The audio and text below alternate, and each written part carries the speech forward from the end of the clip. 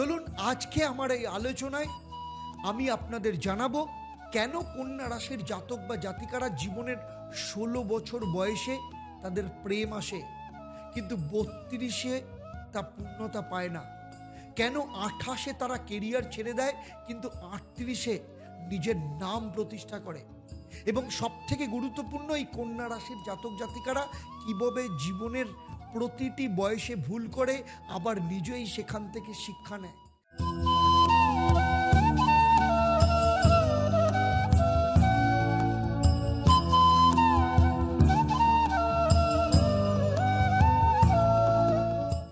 ওম নমঃ শিবায়, হর হর মহাদেব, ওম ত্বং হি তারামা। বিদ্যাং দেহি মহাদেবী সর্বরূপে বিদ্যুতাং বুদ্ধিম শ্রীঞ্চ ধনং চ দেহি মে শ্রী সরস্বতী। আপনার ভেতরের নীরব মনটাই আপনার জীবনের আসল জ্যোতিষ। গ্রহ তো শুধু কারণ, কিন্তু উত্তরণের পথ আপনি কিন্তু নিজেই। ভালো লাগা আর ভালো থাকার মধ্যে তফাৎ যারা বুঝতে শিখেছে তারা একবার না একবার জীবনে কন্যা রাশির জাতক জাতিকাদের সাথে নিশ্চয়ই পরিচিত হয়েছেন, কারণ এরা জীবনের জ্যামিতিকে বিশ্লেষণ করে গড়ে তোলে ভবিষ্যতের অঙ্ক। কন্যা রাশির জাতক জাতিকারা জন্ম থেকেই একরকম নির্মাতা, ছোটবেলা থেকেই বুঝে যায় প্যাশন না থাকলে পারফেকশন আসে না। নমস্কার, আমি অ্যাস্ট্রোনমা আচার্য দেবদত্ত। অ্যাস্ট্রোনমা আচার্য দেবদত্ত চ্যানেলে আপনাদের সবাইকে স্বাগত জানাই। চলুন আজকে আমার এই আলোচনায় আমি আপনাদের জানাবো কেন কন্যা রাশির জাতক বা জাতিকারা জীবনের ১৬ বছর বয়সে তাদের প্রেম আসে কিন্তু ৩২-এ তা পূর্ণতা পায় না, কেন ২৮-এ তারা কেরিয়ার ছেড়ে দেয় কিন্তু ৩৮-এ নিজের নাম প্রতিষ্ঠা করে, কিভাবে কেপি কনস্টেলেশন থিওরি অনুযায়ী বুধ এবং শুক্রের সংকেত বলে দেয় যে সন্তানের জন্মের সঠিক সময়, এবং সবথেকে গুরুত্বপূর্ণ এই কন্যা রাশির জাতক জাতিকারা কিভাবে জীবনের প্রতিটি বয়সে ভুল করে আবার নিজেই সেখান থেকে শিক্ষা নেয়। তাই আপনাদের বলছি এই ভিডিওটা আপনার নিজের গল্প হতে পারে যদি আপনি বা আপনার কাছের কেউ কন্যা রাশির হন।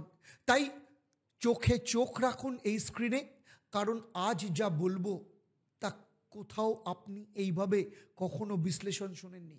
তাই নিচে লাইক করুন, কমেন্ট করুন আর সাবস্ক্রাইব করে ফেলুন, কারণ আজ থেকে আপনার জীবনের আসল গণনা শুরু কেপি অ্যাস্ট্রোলজির মাধ্যমে। সেই সাথে বলবো, আপনি যদি অন্য রাশির জাতক জাতিকাও হন, যদি আপনার জীবনে সমস্যা প্রচণ্ড পরিমাণে থাকে, এমন সমস্যা যেটা লড়তে লড়তে আপনি হাঁপিয়ে উঠেছেন, আপনার দ্বারা যা যা কিছু করা সম্ভব ছিল সমস্ত ট্রাই করে দেখে নিয়েছেন, সমস্ত রাস্তা দেখে নিয়েছেন, কিন্তু কিছুতেই আজকে এসে বুঝতে পারছেন না আপনার এই জায়গাটা থেকে বেরোনোর রাস্তা কী। লড়াই করতে করতে আপনার পিঠ দেওয়ালে ঠেকে যায়নি, দেওয়াল ভেঙে পিঠ ঢুকে গেছে, কিন্তু আপনি ভীষণ সিরিয়াস এই জায়গাটা থেকে বেরোনোর জন্য। যদি সেই সিচুয়েশন থাকে তাহলে নিচে যে নাম্বার দেওয়া রয়েছে সেই নাম্বারে, ডিসক্রিপশনও নাম্বার দেওয়া হয়েছে, সেখানে এক্ষুনি ফোন করুন, করে আপনি আমার চেম্বারে অথবা অনলাইনে আমার সাথে কনসালটেশন বুক করতে পারেন। আমি প্রতিকার প্রতিবিধানের মধ্য দিয়ে আপনাকে দেখাবো কিভাবে আপনি আপনার জীবনের এই সিচুয়েশনটা থেকেও ইউটার্ন করে আপনার লাইফের চরম সাকসেসে পৌঁছতে পারেন। তাহলে চলুন দেখে নিই কন্যা রাশির জীবনের গল্প। এই জীবনের গল্প শুরু হচ্ছে কন্যা রাশির জন্ম থেকে ১২ বছর বয়স। শুধু পড়াশোনা নয়, কন্যা রাশির জাতক জাতিকার বাল্যকাল থেকে গঠনমূলক চিন্তা, কন্যা রাশির শিশুদের চোখে বিশ্লেষণের ঝলক, আর সহজেই এরা বুঝে ফেলে কার অভিপ্রায় ঠিক আর কার ভুল। বাবা মার কাছ থেকে এরা প্রচুর ভালোবাসা পায়, কিন্তু পারিবারিক স্বাস্থ্য সমস্যা বা আর্থিক টানাপোড়েনে ৭ থেকে ৯ বয়সের মধ্যে দেখা যায়। যেসব কন্যা রাশির জাতক জাতিকাদের জন্মছকে বুধ বা কেতু অশুভ থাকে বা দ্বিতীয় ভাব কিংবা 4th হাউসের সাথে যুক্ত থাকে, তাহলে এই সব ক্ষেত্রে সাধারণভাবে কন্যা রাশির শিশুরা শারীরিক দিক থেকে দুর্বলতা থাকে, কথার ক্ষেত্রে কোনো না কোনো দোষ বা ত্রুটি থাকে। এরপরে চলে আসছি 13 থেকে 19 বছর বয়স। এই সময় কন্যা রাশির জাতক জাতিকারা সব থেকে দ্রুত গতিতে শেখে। এরা খুব সচেতন, অর্গানাইজড এবং অল্পতে দুঃখ পায়। বয়সে 16 থেকে 17 বছরে প্রেম পড়লেও সেটা কিন্তু ওয়ান সাইড হতে পারে। যেসব কন্যা রাশির জাতক জাতিকাদের জন্মছকে বুধ এবং শুক্র যদি পঞ্চম বা সপ্তম ভাবের সাথে কোনোভাবে কানেক্টেড থাকে, তাহলে তাদের ক্ষেত্রে একতরফা প্রেম বা শিক্ষক শিক্ষিকা অথবা গার্জিয়ানদের সাথে মতানৈক্য হয়। এর পরের ফেজ অর্থাৎ 20 থেকে 24 বছর, বহু কন্যা রাশির জাতক জাতিকারা medical, Pharma, audit, research, analytical, data science কিংবা জুডিশিয়াল লাইনে সফলতা পায়। এই সময় খুব যত্নের দরকার পড়ে, কারণ বুধ যদি কোনোভাবে অশুভ দশায় থাকে তাহলে হায়ার এডুকেশনে বারবার বাধা আসে। যেসব কন্যা রাশির জাতক জাতিকাদের বুধ চিত্রা বা হস্তা নক্ষত্রে থাকে, তাহলে তাদের মেন্টাল ব্লক দূর হয় এবং উচ্চশিক্ষার রাস্তার ক্ষেত্রে ভীষণভাবে সাহায্য করে। এবারে চলে আসবো 25 থেকে 32 বছর বয়স। এই বয়সের জাতক জাতিকা কন্যা রাশির কর্মজীবন শুরু করে। যেসব কন্যা রাশির জাতক জাতিকাদের জন্মছকে বুধ এবং শনি পরপর মিত্র হিসাবে বসে থাকে, তাদের আইটি, হিসাবরক্ষক, রিসার্চ, সিভিল সার্ভিস বা সরকারি চাকরিতে সুযোগ আসে। তবে 28 থেকে 30-এর মধ্যে ব্রেকআপ বা হঠাৎ চাকরির বদলের যোগ দেখা যায়। যাদের জন্মছকে রাহু বা কেতু দশম বা একাদশ ভাবের ওপর থাকে, তখনই চাকরির বদল বা ব্রেকআপ হয় যদি সেই সব জাতক বা জাতিকার জন্মছকে রাহু বা কেতু কোনোভাবে 10th বা 11 হাউসের সাথে অশুভভাবে অ্যাসপেক্ট করে থাকে। বিয়ে এবং দাম্পত্য ক্ষেত্রে অর্থাৎ 28 থেকে 38 বছর, বিয়েতে দেরি হওয়ার জন্য কন্যা রাশির জাতক জাতিকাদের একটা স্বাভাবিক ঘটনা। বুধ বা শুক্র যদি অশুভ থাকে তাহলে আর্লি ম্যারেজে বিচ্ছেদ হতে পারে। কৃষ্ণমূর্তি পদ্ধতি অনুসারে যেসব কন্যা রাশির জাতক জাতিকাদের চন্দ্র বা শুক্র উত্তর ফাল্গুনী বা স্বাতি নক্ষত্রে থাকে, তাহলে তাদের হাজব্যান্ড বা ওয়াইফের সাথে বোঝাপড়া দারুণ হয়। তবে মনে রাখা দরকার, কন্যা রাশির জাতক জাতিকারা অনেক সময় নিজের মনের কথা প্রকাশ না করে ভুল বোঝাবুঝিও তৈরি করে। আর অর্থ, ব্যবসা এবং স্থিতিশীলতার ক্ষেত্রে 35 থেকে 45 বছর এই যে ফেস, এই সময় এদের জীবনে আর্থিক স্থিতি আসে।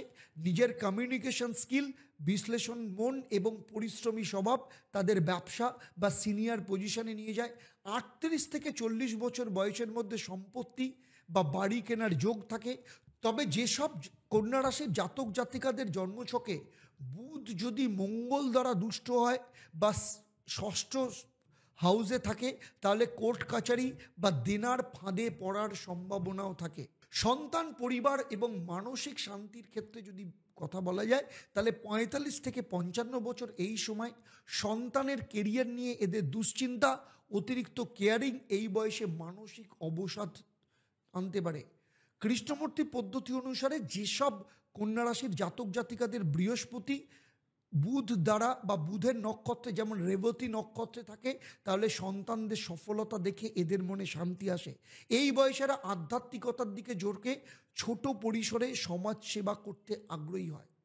56 থেকে মৃত্যুকাল পর্যন্ত মোটামুটি 60 বছর বয়সের পর কন্যা রাশির জাতক জাতিকাদের মধ্যে একান্ত নির্জনতা এবং আত্মবিশ্লেষণের আকাঙ্ক্ষা তৈরি হয়। যেসব কন্যা রাশির জাতক জাতিকাদের বুধ বা কেতু দ্বাদশ বা অষ্টম ভাবে থাকে, তাহলে আধ্যাত্মিকতা বৃদ্ধি পায়। তারা জ্ঞান বিতরণ করতে ভালোবাসে। অনেকেই লেখালেখি, থেরাপি রিলেটেড কাজের সাথে সময় কাটায়। কন্যা রাশির জাতক জাতিকাদের সারা জীবনের লাকি কালার হচ্ছে হালকা সবুজ বা লাইট গ্রিন বা হালকা বাদামি রং, বেজ কালার। আর লাকি মন্ত্র হচ্ছে ওম বুধায় নমঃ। এই মন্ত্রটা প্রত্যেক দিন 108 বার পাঠ করা উচিত। কন্যা রাশির জাতক জাতিকাদের সারা জীবনের মহা উপায় প্রতি বুধবার গরিব ছাত্রছাত্রীদের পেন বা খাতা দান করা। চাকরি, শিক্ষা এবং বুদ্ধির বিকাশে এদের কিন্তু বাধা কাটবে। তবে একটা কথা মাথায় রাখবেন, জীবনটা একটা বই, আর কন্যা রাশির জাতক জাতিকারা সেই লেখক যারা প্রতিটি অধ্যায় লেখন বিশ্লেষণ দিয়ে, আবেগ দিয়ে, কখনো কখনো আবার নিঃশব্দে। আজকের এই আলোচনা যদি আপনি আপনার জীবনের কোনো অধ্যায়কে খুঁজে পান, তাহলে একবার থেমে একটু ভাবুন, আপনি কিন্তু একা নন। প্রতিটা গ্রহ, প্রতিটা নক্ষত্র, প্রতিটা দশা আপনাকে বলছে আপনি পারবেন, ঠিক সময় আপনার জীবনে আসবে। এখন আপনার পালা। কমেন্ট করে জানান বর্তমানে আপনার বয়স কত, আর এই বয়সে আপনি কি কি ঝড়ের মধ্য দিয়ে কাটিয়েছেন। আমি নিজে পড়ে আপনাকে উত্তর দেব। আর হ্যাঁ, সাবস্ক্রাইব না করলে এই বিশ্লেষণ থেকে আপনি কিন্তু মিস করবেন। পরবর্তী ধাপে আরও আসছে তুলা, বৃশ্চিক, ধনু, প্রচুর। তাই শুধুমাত্র অ্যাস্ট্রোনমার আচার্য দেবদত্ততেই আপনি সমস্ত বিশ্লেষণ পাবেন এবং সঠিকভাবে। শেয়ার করুন আপনার বন্ধুদের সঙ্গে, যিনি হয়তো আজ এই কথাগুলো শোনার জন্য অপেক্ষা করছিলেন। আর একটা কথা মনে রাখবেন, কেপি অ্যাস্ট্রোলজি কেবল ভবিষ্যৎ বলে না, এটা জীবনকে বোঝার একটা পবিত্র বিজ্ঞান বলতে পারেন।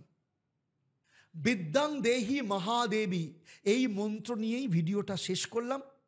আবার দেখা হবে আপনাদের সাথে পরবর্তী অধ্যায়ে তুলা রাশির জাতক জাতিকাদের নিয়ে। আপনারা আপনাদের পরিবারের সাথে ভালো থাকুন, সুখে থাকুন, শান্তিতে থাকুন এবং নিয়মিত দেখতে থাকুন অ্যাস্ট্রোনমার আচার্য দেবদত্ত চ্যানেল, এবং সেই সাথে লাইভ ফোন ইন প্রোগ্রাম প্রতি শনি মঙ্গলবার সন্ধ্যে 6:30 এবং বৃহস্পতিবার দুপুর 12টা থেকে। নমস্কার। ওম নমঃ শিবায়। ওম ত্বংহি তারামা। হর হর মহাদেব।